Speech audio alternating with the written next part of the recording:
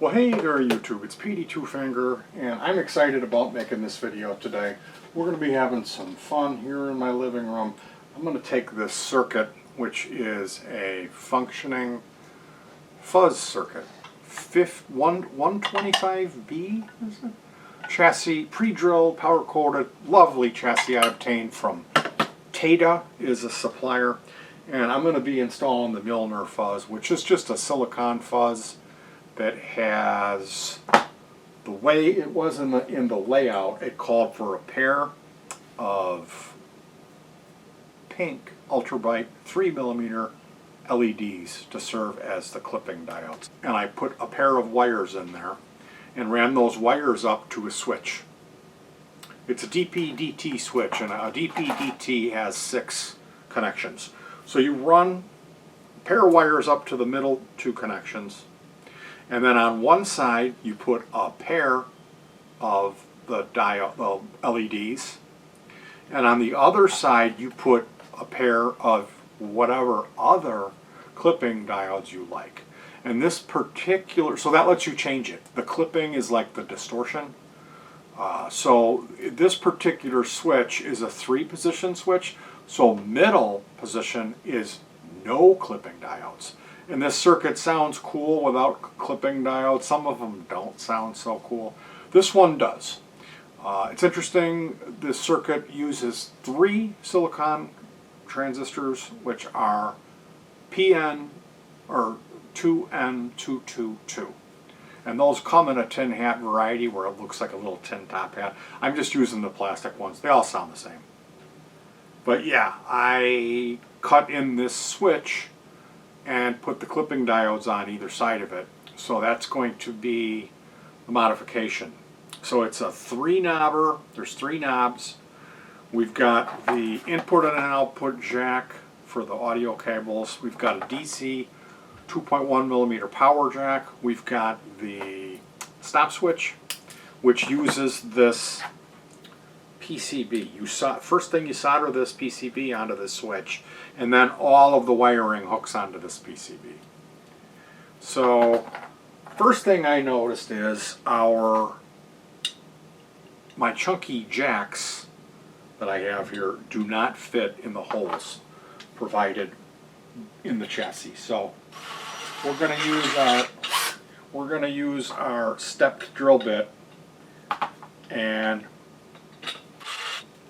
very carefully try to remove just what we need and not go crazy.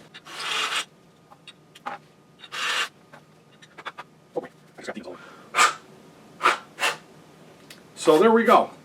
And as I mentioned in the tools video, there was a video that I made before this where I went through all of these here tools and spoke on pretty much everything that I use when I'm going to be building pedals. Turn the intensity down on the soldering iron, so we're not just cranking that thing.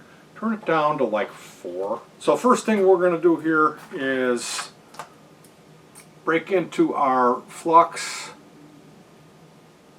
and prepare this stop switch kind of on both sides with just a small amount of flux. I don't want to go crazy with it, but this is one of those components that it's metal going into plastic. So if you heat it up and you go silly with it and you're holding the iron on it for way too long, you will regret that, because it'll melt, the little metal things start moving and the plastic burns, and then the switch may even become inoperative. So here's what we're going to do. We're going to use the spool of the Kester solder as a holder for this. And I'm going to go ahead and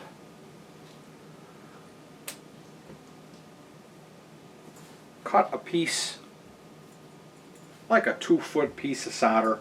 I'm going to wrap this around the TV tray leg and have this come up here. This is going to sit in my work area, and that's going to be one of the pieces of solder I'm going to use. So here we go. We've prepared this by applying a liberal amount of flux to both sides of it. I got a little bit of flux on my finger. Now I'm kind of rubbing that all in on the board. And the way we're going to set this on here is with the writing facing up. There's two sides to this board. One, there's no writing, no labeling. So here we are, ready to go. Clean the iron. We've got the flux on there. And I am going to start on my middle.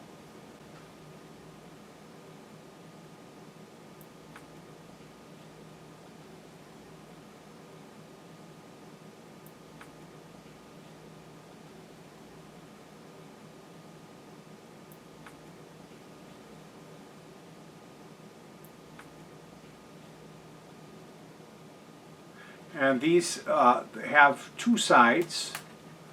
So what I'm going to do, like here's the connector like a blade. I come in and I put the soldering iron at an angle touching it.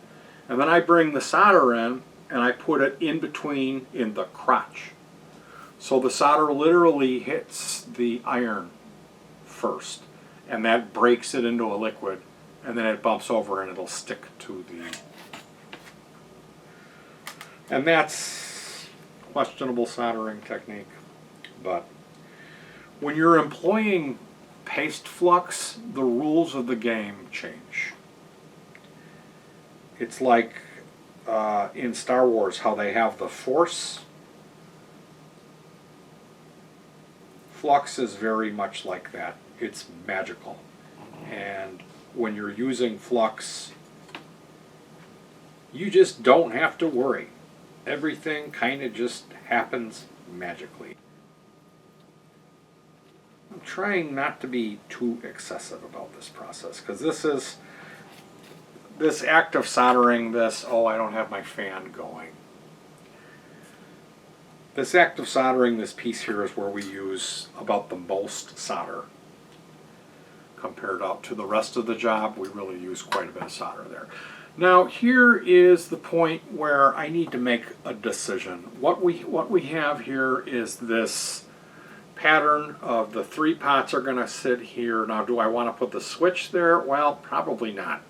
I'm probably going to want to put the LED there. And what that means is here we have a spot for the LED that normally I would measure this out and then drill a hole through the